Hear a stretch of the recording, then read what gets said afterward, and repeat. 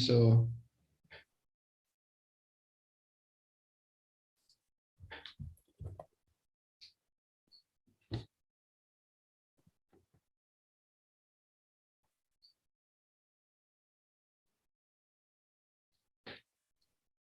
Then we wait a couple of minutes, or? Yeah, I had a very interesting conversation I mentioned in an email with someone who Tendo connected me with.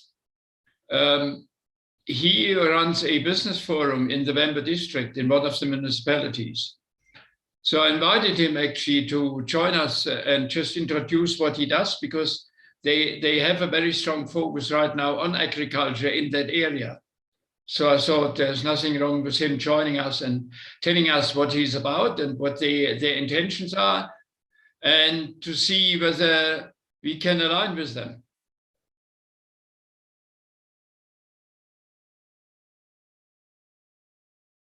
I did send him the link, but he also mentioned that he was traveling from Wembley to Johannesburg.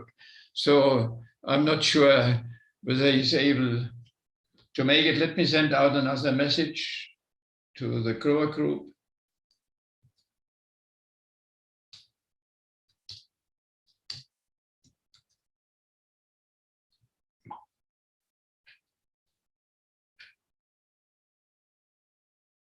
Hi, Musa.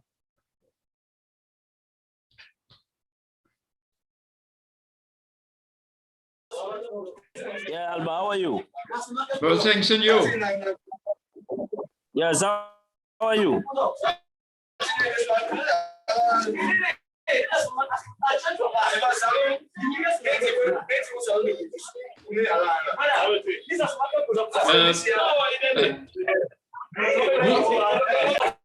Musa, there's a lot of background noise.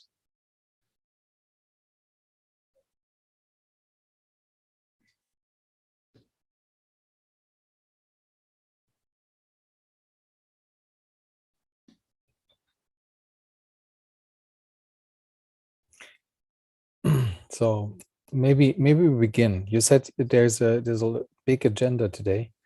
So, and Yes. I'm limited. I have to be out at 6. Okay. Yeah, I actually thought there would be more, and I just thought we should actually congratulate Raynand for his achievement, for his and his company's achievement. You know, getting the honors of being found the world's best e-platform for agricultural training. I think is something really to be proud of. I mean, these guys haven't been even operating for 5 years, so they really must have made an impression. So again, well done, Raynand. Thanks so much. Appreciate it. Many hours. Very cool. Great. Thank you. Yeah, many hours of long hours. I sometimes look to my right. It's not that I'm doing something else, but that's the points I mailed earlier today. I've got on my little tablet here. But let me give you some input. It may not be that young men can join us. As I said, he is based in one of the Vember municipalities, involved with a business forum, and their concept is an agri-hub that gets all stakeholders and farmers together. And a lot of similarities, not specifically talking about startups, etc., but how to overcome the hurdles with regards to marketing, how to make farmers more effective, how can we, for example, one of the things he mentioned is that they also want to develop local fresh food markets, etc., and not just selling their own food on the side of the road, which a lot of people do in that area. I mean, Thomas, if you would drive along from Raynand's place to Toyandu, the roads are one marketplace. I mean, there are stands one after the other. But as I said, they are looking at a slightly more centralized approach, and also are busy identifying gaps with regards to the right products, the right quality, etc. So, busy matching the requirements of the farmers, respectively of the market, with what the farmers can produce. That was a conversation we had. And as I said, I found it interesting enough to invite him, but let's see what happens. If he can't join us, I'll have another conversation with him.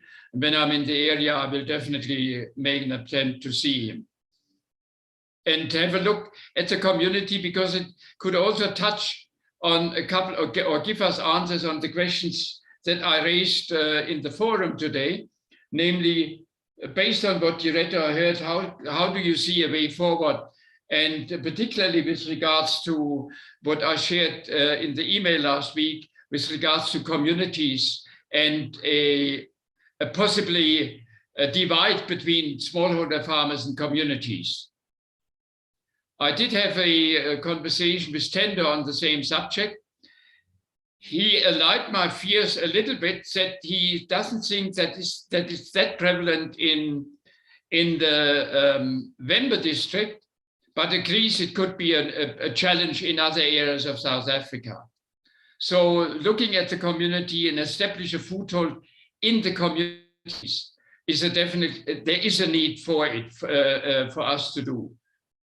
So that we kind of not only have a one-sided conversation with the farmers, but at the same time the input, what would communities see their future to look like? I think that's an important point to explore. And I'd like to get input from everyone, how to best approach that.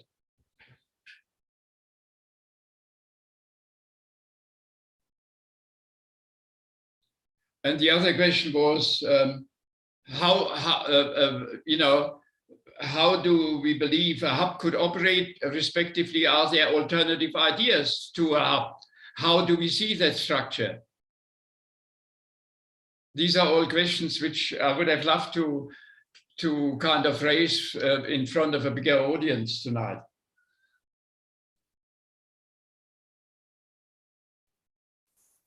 And the last point was my potential feedback on the German Trade and Invest, as well as on the GIPS conversation this morning. Mm-hmm. But with the exception of Claire, we were all present. Yeah. Also, then let's begin at the top, regardless of whether somebody's here or not. I mean, sure. The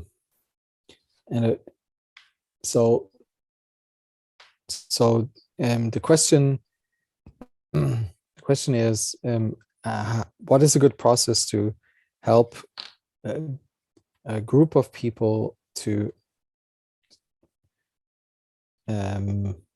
describe or think about both the future they would like to have?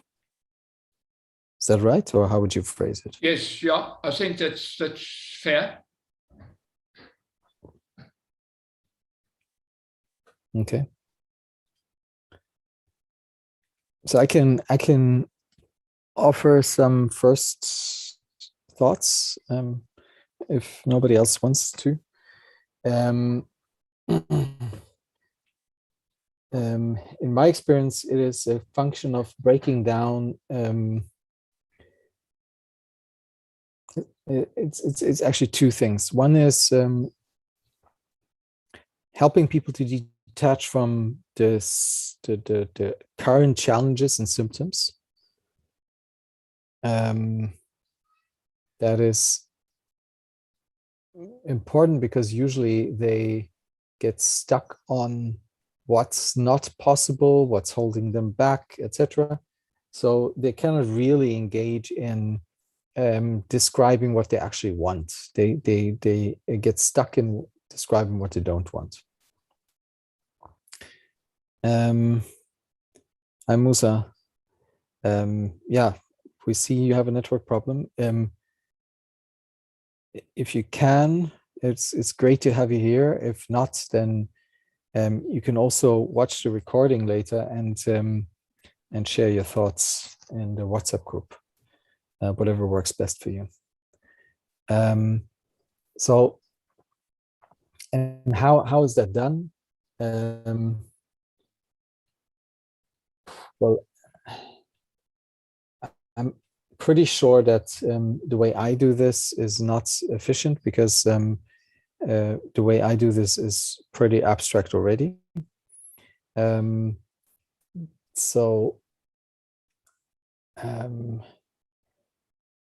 One way I've seen work very well is to give people the feeling of an abundance of financial capital. So you literally give them a fake, obviously, but a check for, I don't know, a couple of $1 billion. So that and then you ask the question, so what would you do? What would your environment look like with that? Obviously you have to ensure that they stay mentally, they stay where they are and not go outside. Yeah, Herman? Yeah, I don't think you actually have to really suggest billions, because that, but some I think large number the word I would use is, if money would be no object, where would you like your future to see going to? Well, it does something to people if it is like a number and it's something physical. Okay. It's easier to imagine that if you hold it in your hand than if you say, okay, don't think about money, then you will definitely think about money. Right? It's like, don't think about the pink elephant. So if you want it to be a non-issue, just put it on the table. The money's there, and now start imagining the future. And then that imagining the future, breaking that down into a subset of questions that outline the way you the way people live. I mean, you know my set of 7 questions, Saman, but that's potentially too abstract. But something along these lines helps people to structure their thinking. Because if you just generally talk about the future, that's such a big question that people that's usually that leads to a breakdown of thinking. So you break it down for the people into smaller bite-sized components by asking very specific questions, and you try to be abstract enough, but concrete. So as abstract as possible, but as concrete as needed to nail it. So that's, I mean, do you know the lucid questions, Herman? I was about to ask, where do I find them again? Let me send them quick.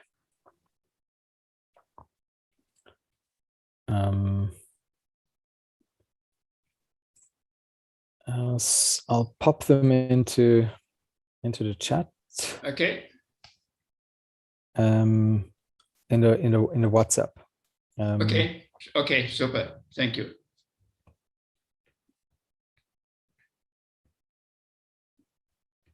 Thomas, you spoke about 2 steps. Yeah. The first is mind expansion, or getting rid of any obstacles in your mind, and the second is reducing complexity by asking very specific questions. And so that is the general idea. And then what you can frame that as is also, that's also written in that Lucid PDF. You can frame it as a kind of like a game. People start by thinking about it themselves, and they get into groups of 2. They share their ideas. Then groups of 2 get together in groups of 4, and again they share their ideas, and they don't only share, but they come up with a version that they all agree on. in each of those steps, right? So that the duo agree song, okay, this is what both of us would like to see, and there the complexity is that to make people aware that they won't be able to achieve 100%, right? So to give them a feeling of what is a good achievement rate, something at the order of 70-80% usually is good. And you do that until the group reaches coherence, being able to describe one picture of that future. And then you have, like, usually when you do that, you have very strong group coherence.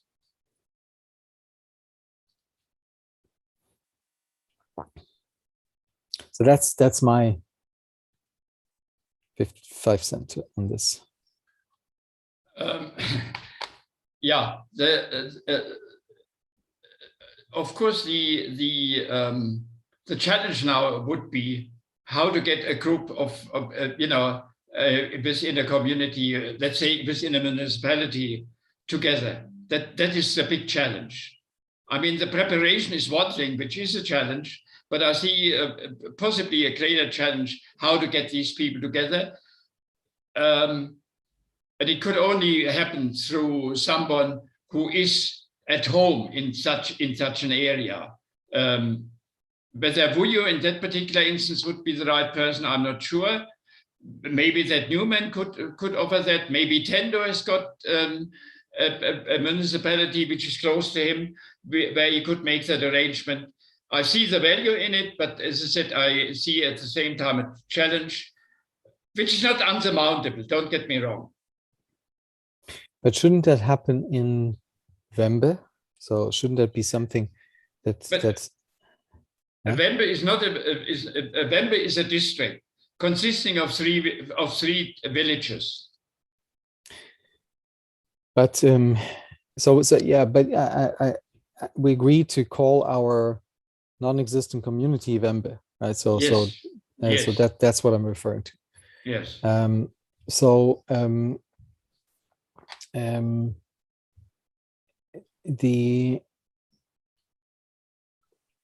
So from that perspective, I think it should be Vuyo trying to identify some people who want to take part in this process or such a process, and then facilitating it there.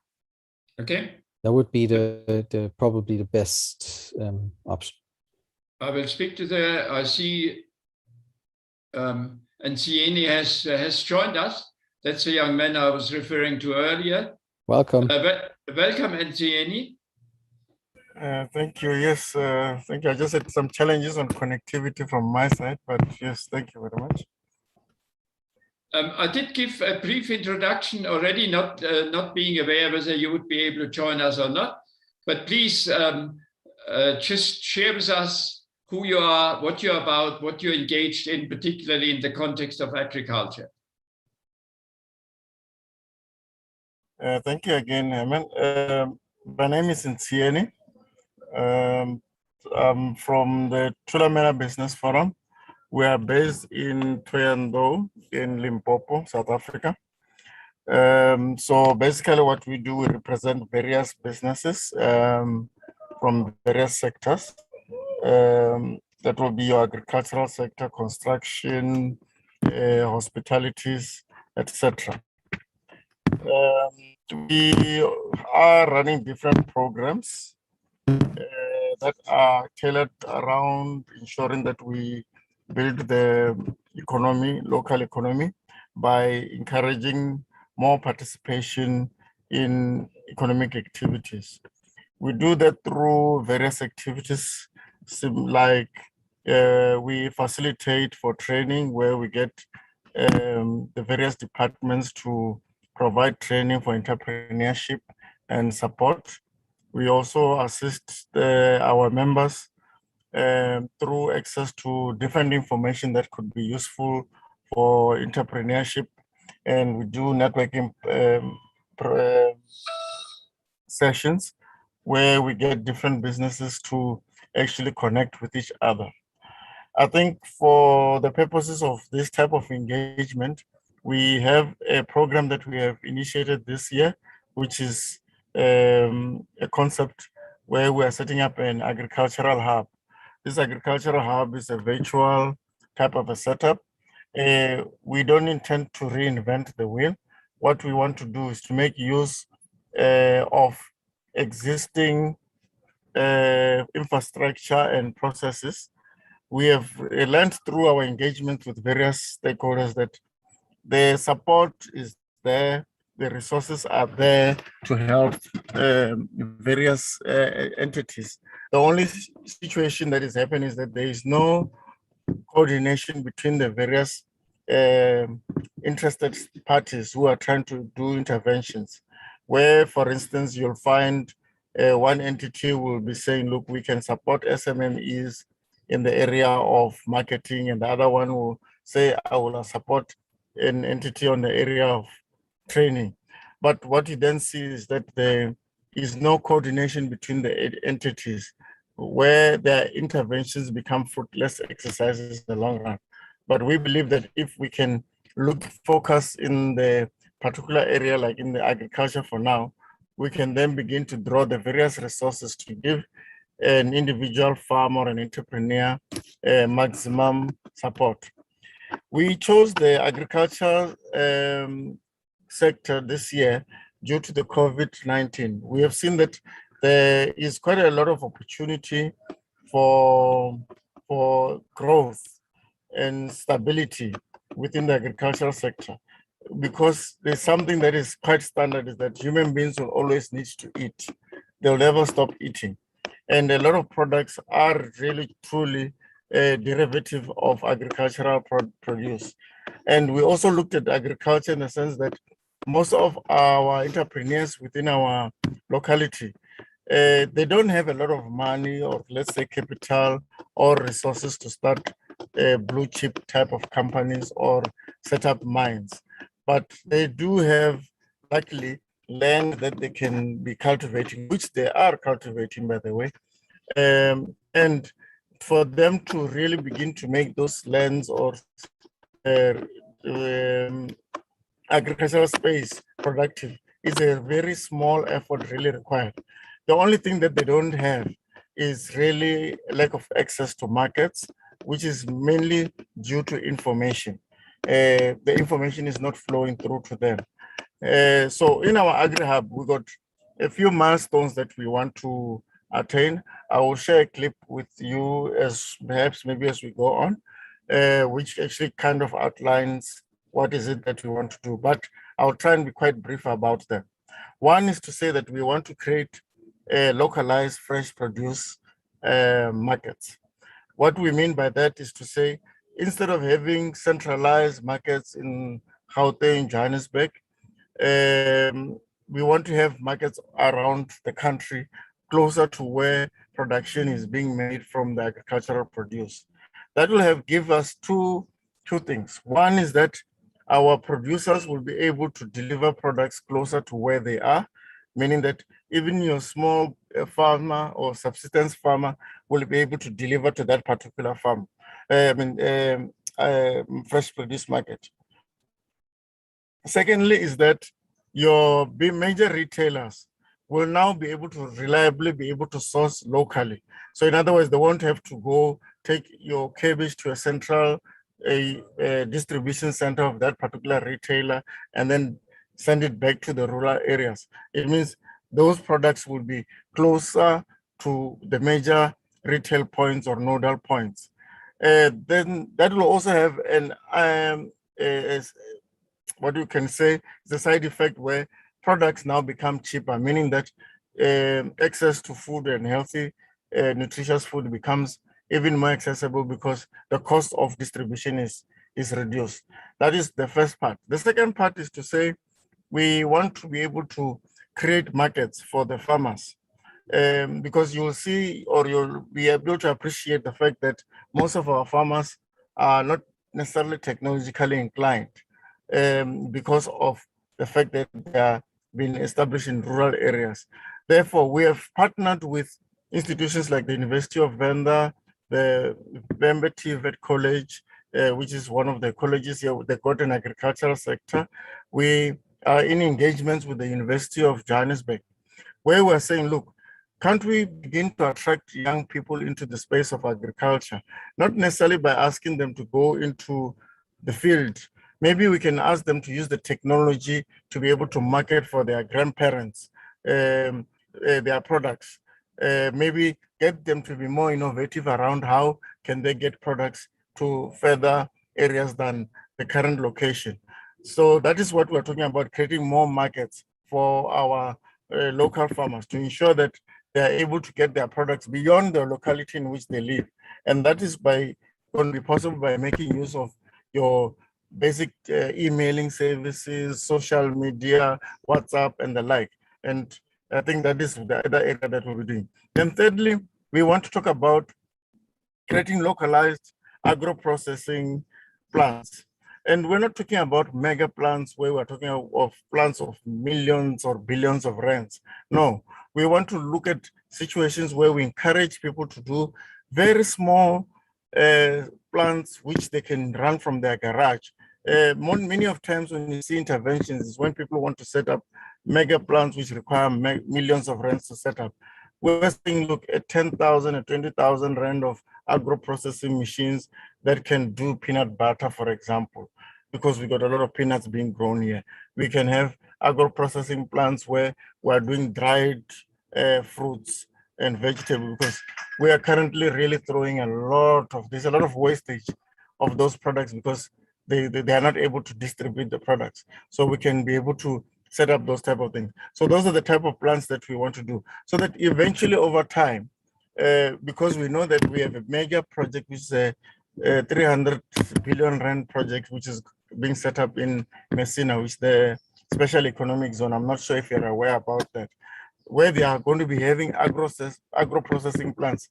We're saying that if we start preparing people now to be able to do small scale, by the time they set up the industrial areas for this type of things, then there will be people, local community will be able to occupy that.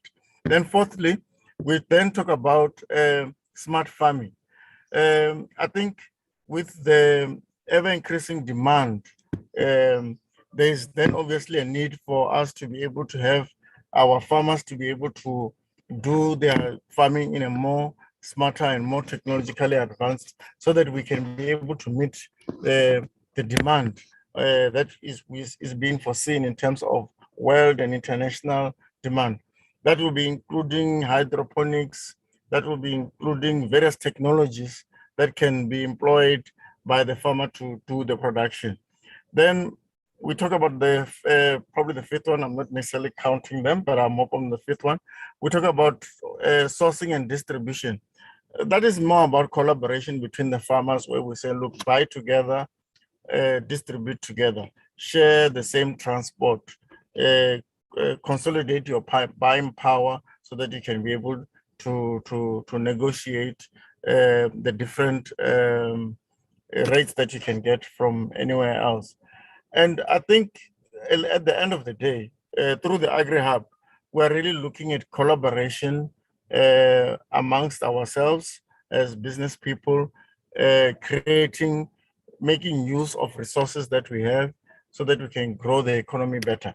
I think I can say a lot, but from an introduction point of view, that is who we are as Thulamela Business Forum and the Agri-Hub. I think I've given a brief summary of what it is. I'll later on obviously share a clip. I don't know how this thing works in terms of sharing the like, because it's actually like a 2-3 minutes clip. I will maybe share it, or maybe I can send it to one of you and then you can share it in a particular WhatsApp group. Yeah, I think that will do my introduction for now. Thank you. Thank you very much, Ntshiseni. Look, I suggest that the clip you can share with us on the WhatsApp group. I'll send you a link to the WhatsApp group of Motherland, and you can put it down there. And yeah, Thomas, without jumping the gun, see a lot of synergy and similar ideas, because he didn't use the word startup, but in many ways he referred to startups whom he wants to get involved and collaborate with So over to you if there are any additional comments or questions, please. Yeah, thank you. Yeah, it's pretty amazing, to be honest, how much overlap there is between what you're doing and what we intend to do. Really, really cool. So that is very good to hear that we're not alone in this, following this idea. I have a couple of questions. The first one being, you said the trajectory or your ultimate objective is to have multiple small markets, which means that you have to be able to transport that solution, the hub, into other regions. How do you intend to make that happen? Thank you, Thomas. What we have done, before we engaged in the agri hub concept, we brought through various stakeholders to get a kind of a buy-in from them. That we included people from the department, from our, notably to be the Limpopo Economic Development, Environment and Tourism, which is responsible for encouraging and stimulating a conducive environment to do business in Limpopo. We then also engaged the enterprise development agencies similar to your CEDA, NYDA. And the reason I'm giving you this background is so that you can understand how we want to get that done. We then engaged various institutions, like I said, from the educational sector.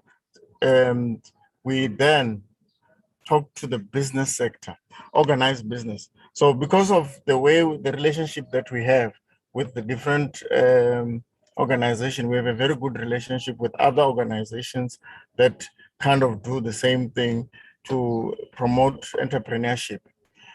Then after that, we then got within that, we got the farmer associations, the various organizations that provide support for farmers, which are managed and run, organizations run by the farmers themselves. Now, through that process, we are then going to be able to say, we're going to identify different nodal points which will work from, where, because we have spoken to them, some of them at national level. The most notable one is what we're saying is the CPA, which is the Communal Property Association. They own vast amount of land and they do a lot of production. So we are going to be able to do that through those structures, to be able to work through to implement some of these things in the different nodal points. Mind you, even the municipalities, we are engaging them. Right now, we've only included or engaged rather directly with the municipality within the Vembe district municipality, which covers Yotula Mela, Makado, Messina, and Collins Chava, where in principle they've agreed that they will support the program.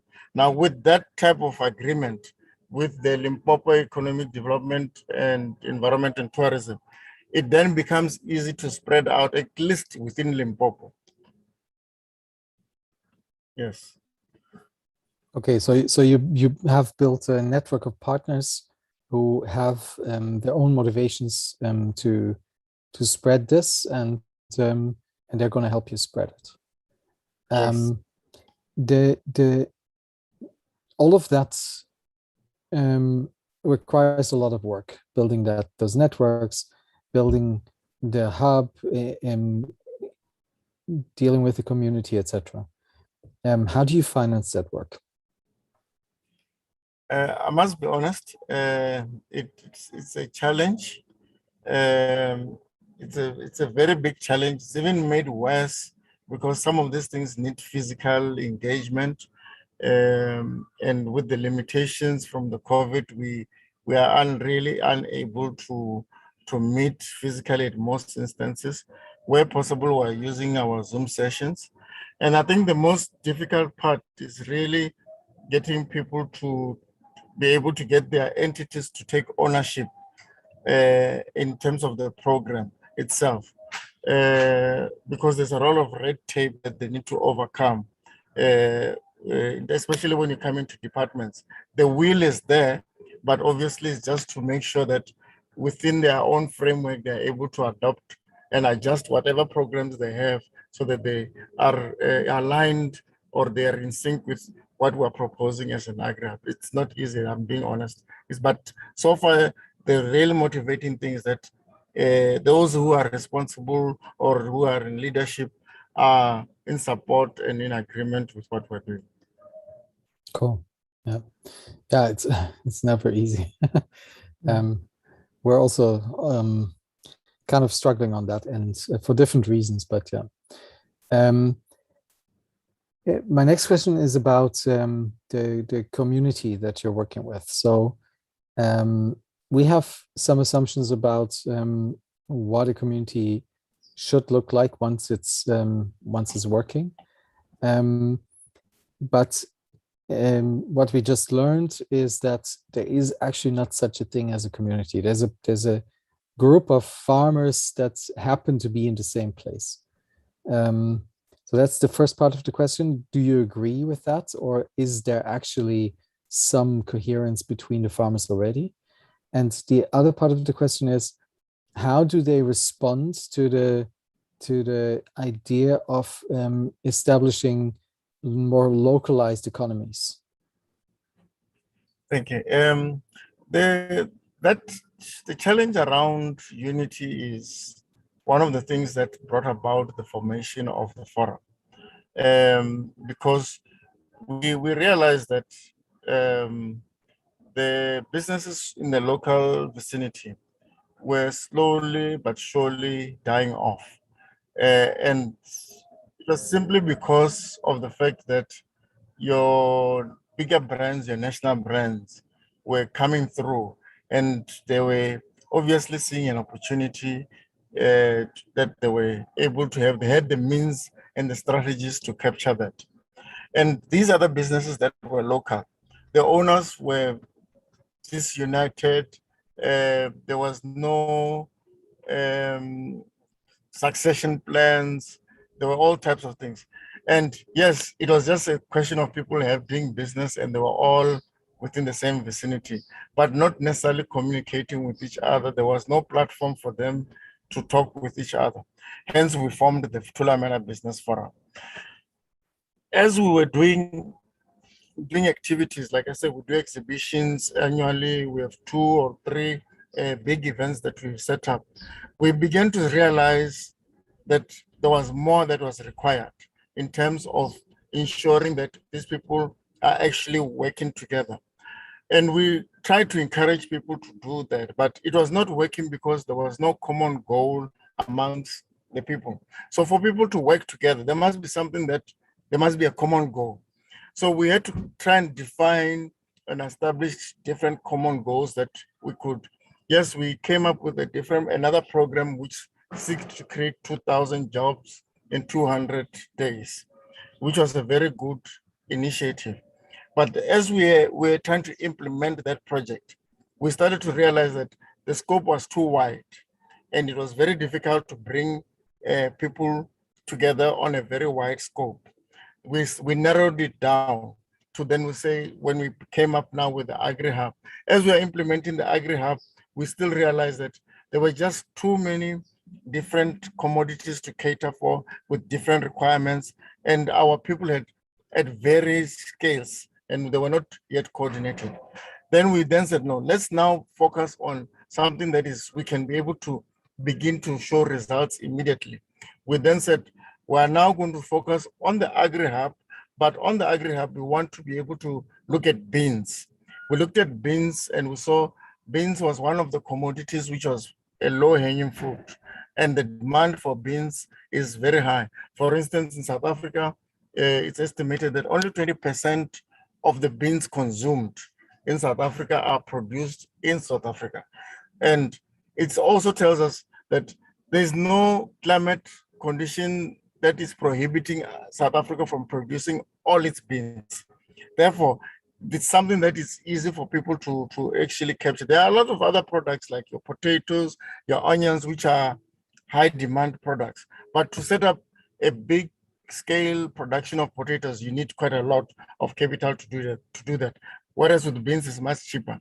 So I think it comes to the fact to say, look, to get people together, we came up with those ideas, and that is our approach so far.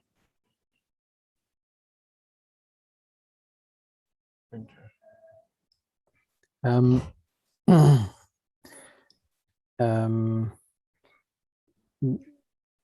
So how do you, so it's super interesting. So thank you for all of that work and all of your answers. I mean, setting up a shared objective, what would you say, how long does it take on average to be able to do that? I think the need is always there, but people have always been looking for something what they can relate to, and something that is easily achievable, and they will feel sustainability in it. It's just to see what is the prevailing conditions, and where are people more likely to galvanize around. What are the things that are people more willing to do that? It did, from where we're standing with the forum, it really doesn't take much, but it's just coordination that is really required to make sure that everything can be done. And with what we're looking at, we are saying, once we get this beans project up and running, I mean, already people have committed over 300 hectares of land towards the project. And for us, that's amazing. Yeah. You know, for people to do that, especially people who were kind of disjointed from the beginning, and they're saying, look, we are in, we want to do this, we're hungry to do the work. There are lots of farmers, there are lots of landowners who really want to make use of their land, and we're quite excited actually to say. And this, we started only now. Most of the exercise of consultation started in February. The engagements with the general public were around March, somewhere around there. That's when we started really engaging, advising people about the program. And from the word go, the excitement was there. Okay, cool. So people understand the notion and the concepts. Final question: with all of these organizations that you're working with, they usually want to understand what the outcome is, or be able to measure the outcome. So do you have a way to measure your success over time? In this particular instance, we haven't defined it in terms of like the previous project where we said we wanted to create this X amount number of jobs in X amount of time. The only thing that we have at this point in time in the beans project is that our goal is to create 100,000 tons in the year 2022. We want to be able to deliver 100,000 tons in the year 22. Because we know that in South Africa, we're consuming about 165,000 tons of beans. So we're saying, look, if we can get to 100,000 tons we can deliver that amount, it would be a success story in terms of what we want to do. As much as there are other products that we're able to provide, but we're saying, look, for this first phase, let's rather focus on beans. And I think that can be the current measurement. We are looking at transforming a lot of CPAs so that they can commercialize their land, because a lot of their land is so lying fallow, they're not able to use it. So I think that is basically how we're going to measure that. Cool.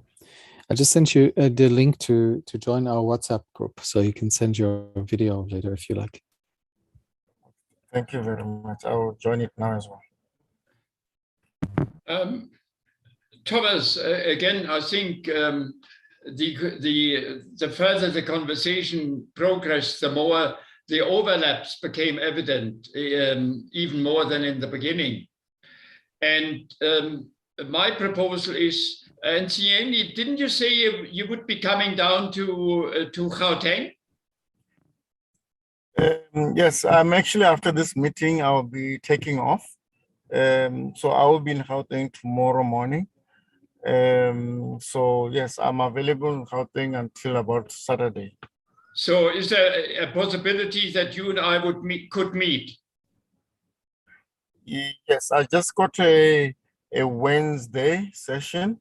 I think that's the one that it's locked, but it will be a morning session. Other than that, I'm kind of flexible on other days. Okay, so we do that outside, we fix the date and you and I meet whilst down here. And during my next visit to Tayandu, I will make sure that you are included whilst I be there. And maybe Thomas, Wayland, some additional input on questions, ideas to raise. I'm sure I've got enough material for an initial conversation when I meet Ntsieni, but anything in addition, I welcome. And let's see where we can take it. Ntsieni, do you have questions for us? Yes. I'm actually more interested in understanding. I got a picture that you have got some programs that are kind of already moving. The overall objective would be to achieve what? I think maybe that's what I want to understand, because as we seemingly will be probably working together, we want to understand that what would your long-term vision be? So our long-term vision is probably almost identical to yours, which is building self-sufficiency and self-reliancy in local communities. So instead of catering for the national or international markets, farmers start producing for their local communities, and of course not a 100%, but so much that the resiliency and the self-reliance goes up, and with that an increase of wealth that we measure in community attractiveness. And community attractiveness comes out of things like education, health, subjective well-being, safety, shelter, all of these things. And the way we want to achieve this is by, as you said earlier, you don't want to reinvent the wheel. We don't either. So by putting together existing solutions in the market, and the market, as the market we see the African continent as its total, and we want to find existing, mostly startup solutions, software and hardware that can solve the issues of a community, that when solved help them towards making themselves more self-sufficient, self-reliant. So you can envision this as a package of solutions that are put together specifically to support a community with that to that end, and that is easily transportable from community to community, because it is partially software, but it is also driven by the incentives of the involved startups. So in the long term, we want to ensure that this entire infrastructure is owned by the people who use it, right? So that there's no entity in between that is that they're dependent on, that is the gatekeeper, but that actually they own that entire thing. And all of the things in between that are irrelevant, like the cultural integration, the acceptance, the the goal setting, all of that. That needs to happen, and we have to learn about that on the ground. But yeah, it's very similar to your vision, I think. Does it make sense? Okay, thank you. I think another thing that I'm trying to find the what brings everybody together now. I mean, I see you already have a community, but how did this community come to be? What galvanized the current community that you have right now? So I would say currently there is no community. We're at the starting point. So Waynand and Herman spent a lot of time identifying potential communities. And just recently we settled on one. And that is essentially one farm that is, let's call it a farm that could be turned into a physical exchange, a hub, so to say. And there's a couple of farmers around this farm that could become the community, but at the moment there's none. Well, if I understand the question correctly, you possibly asked how we got together as a community. Am I right here, or do I? Okay. Then I misunderstood. Yeah, I'm referring to the current team. Yeah. Okay. So Sebastian, who can't make it today in the call, and me, we started. So we were both have been building non-profits, for-profits, mostly in the digital space since more than 20 years. And we are very, in everything we do, we try to move towards making the planet a good place for everyone. And so we were asking ourselves, what is the most effective way to start moving towards a regenerative form of the economy? And it's pretty clear that this is not going to happen in Europe or in the US or in China. And after some searching, we settled on Africa. And because we're two white dudes from Europe, we know fuck all about Africa. So we started having conversations and conferences with people from Africa.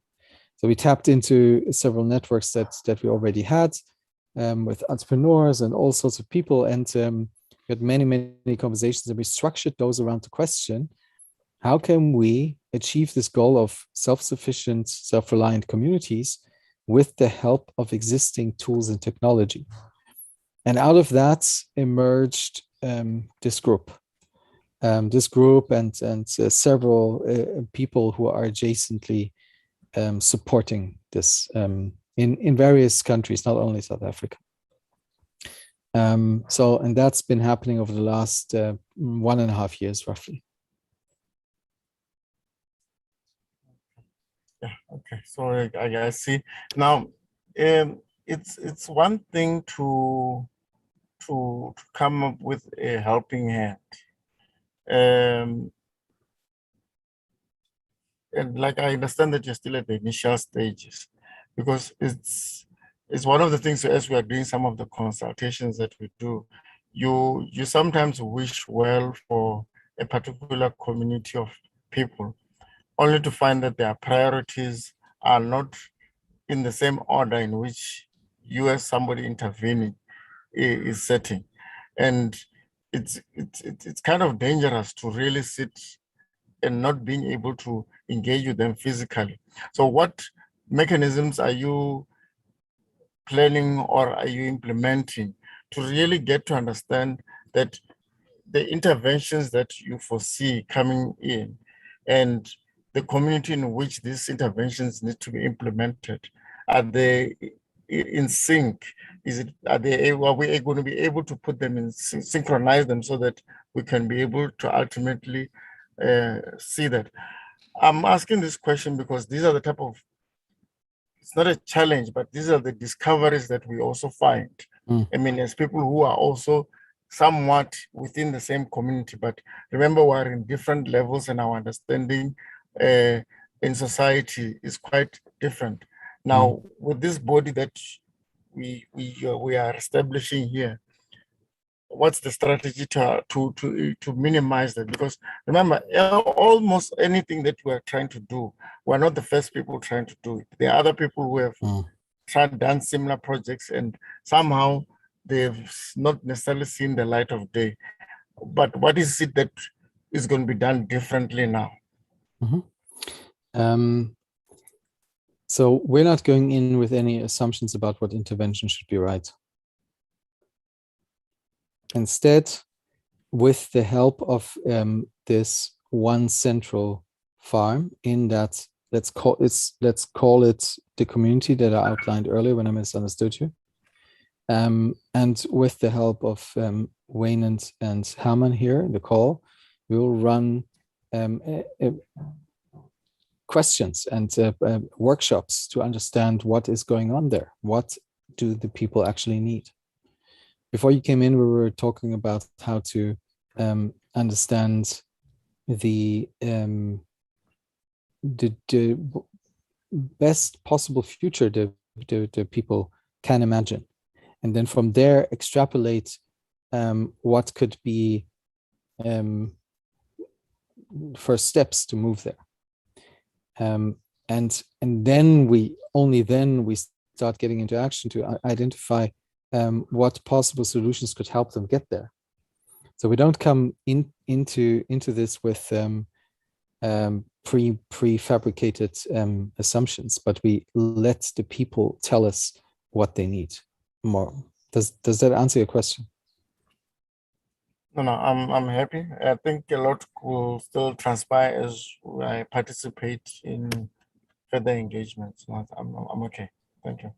Cool. I think as a final kind of remark in that context, what really drives us in CNE is that we are co-initiating things. We are not initiating anything. We are co-initiating anything. We are not creating anything. We are co-creating based on what the community's needs and wants and desires are. That is really what drives us. And so we very, very open-minded in our conversations. We are not going into with as Thomas meant, with preconceived ideas, but we are conducting open dialogues. Yeah, that's definitely the way to go. That's definitely the way to go. Well, I'll meet you very soon then, tomorrow, Thursday, but you and I sort it out afterwards. Beautiful. So thank you for joining us. Herman, thank you for bringing NCNE in. I think that's super valuable, and let's explore how we can cooperate on something. Super. Cool. Thanks, everyone. We're out of time. Some of us have to be in other calls now, but I hope to speak with you again, NCNE. Yes, I'm looking forward to that. Thank you very much for the invitation. I'm happy to be here, part of this team.